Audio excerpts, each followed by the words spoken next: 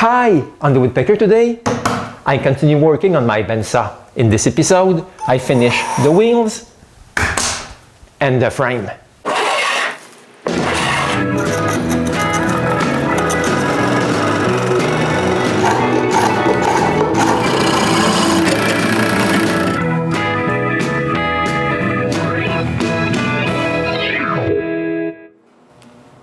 I finished my last episode just before gluing the bandsaw frame. So I'm starting this one by gluing the first two pieces. It's the second to last back-bottom horizontal board and the last vertical one. I glue them together, making sure they're square. Then I glue the last top horizontal board and the second to last vertical together. And just like the other two, I make sure they're square. While the glue dries a little, I put together something so I'll be able to turn my wheels later on. But this takes so much time that now I'm able to glue both glue-ups together. To keep this from getting all twisted, I clamp it to my workbench while it's drying. During this time, I can turn my first wheel around. This is not that easy. It's really unbalanced, and I can only cut a small part of the wheel on each turn. But since this goes pretty slowly, I'm able to glue more pieces on top of the ones I've glued before. And just like last time, I clamp this onto the workbench. And I can also glue the first pieces of the top wheel support. It's beginning to be harder to clamp this on the workbench, but I manage it anyway. On the next day, I sand all the glue squeeze out to have a nice straight surface to glue more pieces. I also remove the drips with a chisel. Then I glue the first triangular pieces.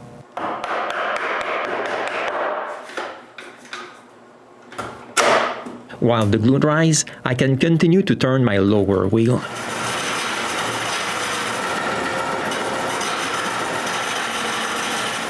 When the glue is dry enough, I sand it.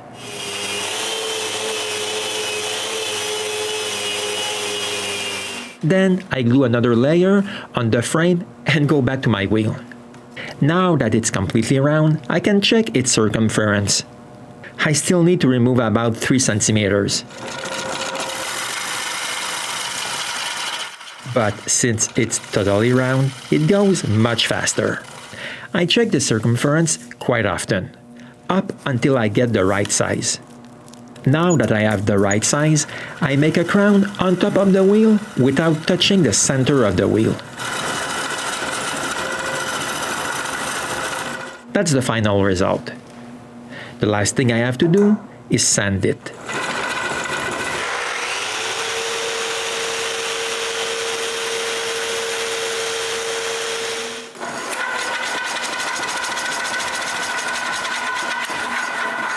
But if I look at the spacer I've glued, it's quite obvious that it's not round nor centered.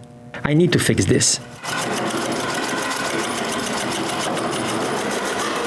When it's done, I sand the wheel.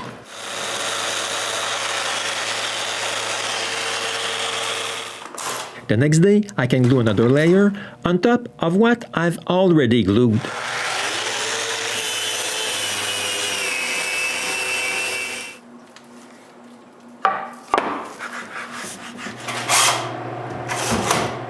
I leave this aside to dry while I start to work on the final pulley.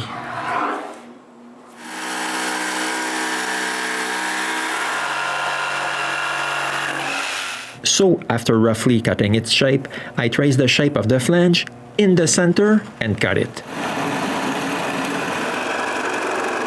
But this time around, to have a nicer and more precise cut, I cut it with the scroll saw.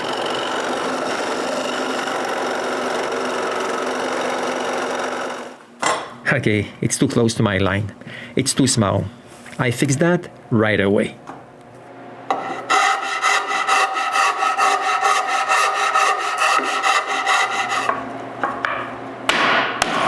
Okay, now it's perfect. I mark where I'll put the screws and screw them.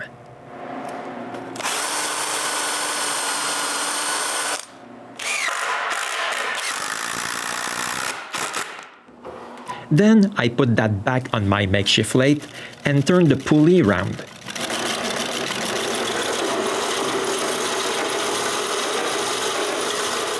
When it's round, I switch gouge and turn a strap shape in the pulley.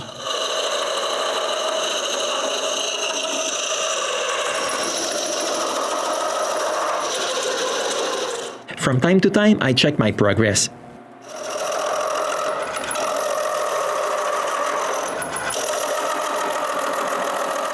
And continue until I'm satisfied. Then I sand it a little.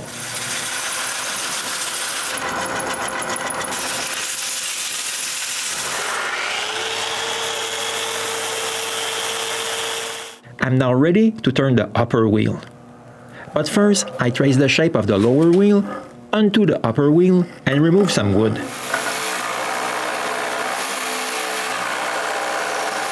It's easier to cut it than to turn it. Next, I switch a temporary pulley from one wheel to the other.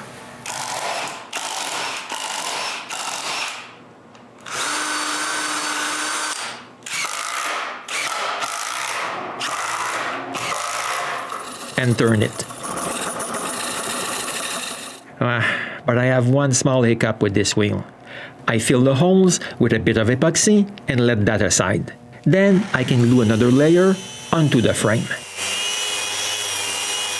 This takes so much time that when I'm done, I can finish the upper wheel. The next day, I sand all the mess I made on my last layer, and this side is finished. I turn the frame over so I can glue more pieces on the front. But this side is full of glue. When it's clean and smooth, I can glue the last pieces of the frame. If you want to know how much glue I used to glue the frame, well, it's 3 full mustard bottles. Now I can begin to work on the frame of the top wheel block support. So after cutting all the wood I need for the frame, I cut the box joints.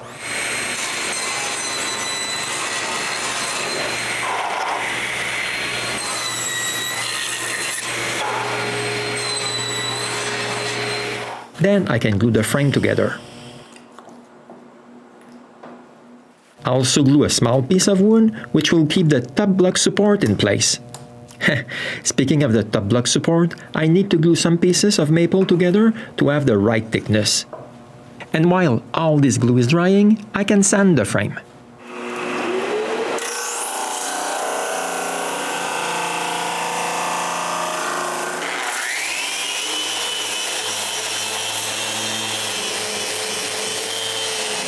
And since I have the sander in my hand, I can sand away the glue of my last glue up.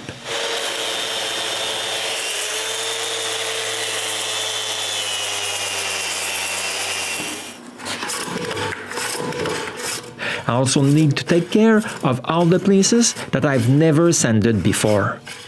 And this takes a lot of time.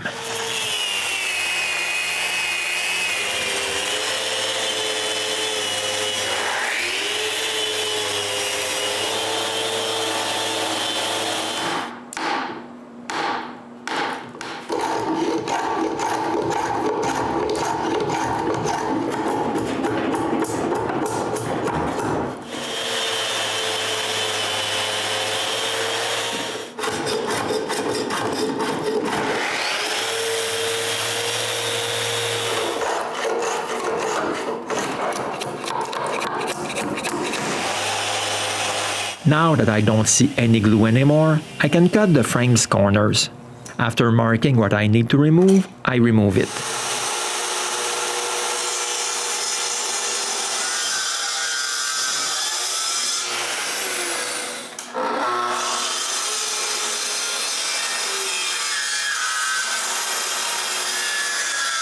One corner has one less layer of wood, so I can cut it using only the circular saw.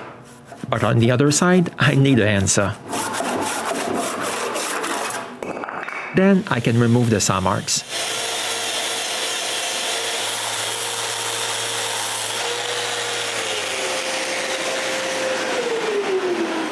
The bottom of the base is not very straight. I just cut it.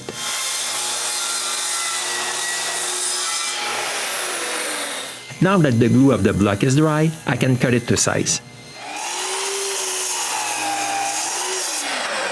Then I remove the top corner.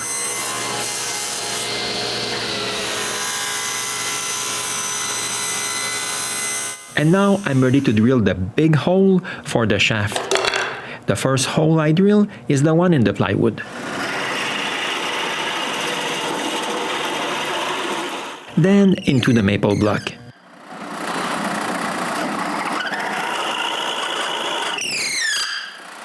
Matthias advised us to rotate the block from time to time so the hole has more chance to be straight.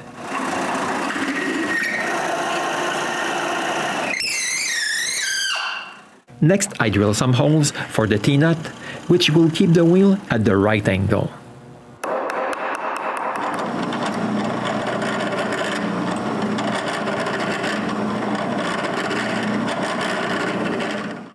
I know, this will never be seen, but I removed the saw marks anyway.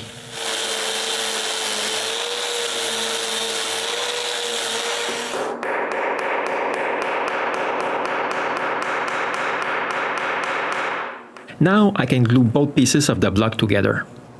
To be sure they're well aligned, I put the shaft inside both holes while I clamp it.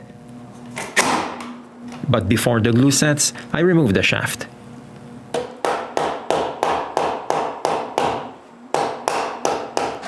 To apply pressure onto the saw blade, this frame needs to be able to move.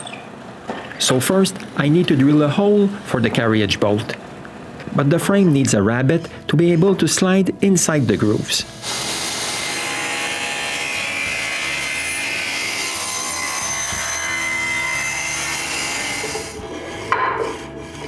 It's done. The frame can move up and down. Now I need to screw the block inside.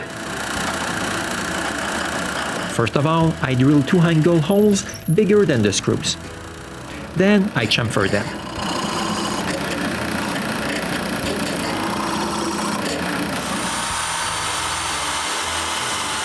Now I just need to drill some pilot holes and screw the block inside its frame. Perfect. But I need to carve a square hole so the carriage bolt can be seated in the frame. Done. But the tilting bolt will damage the wood of the frame. So I cut a small piece of this flat bar and make something to protect the wood.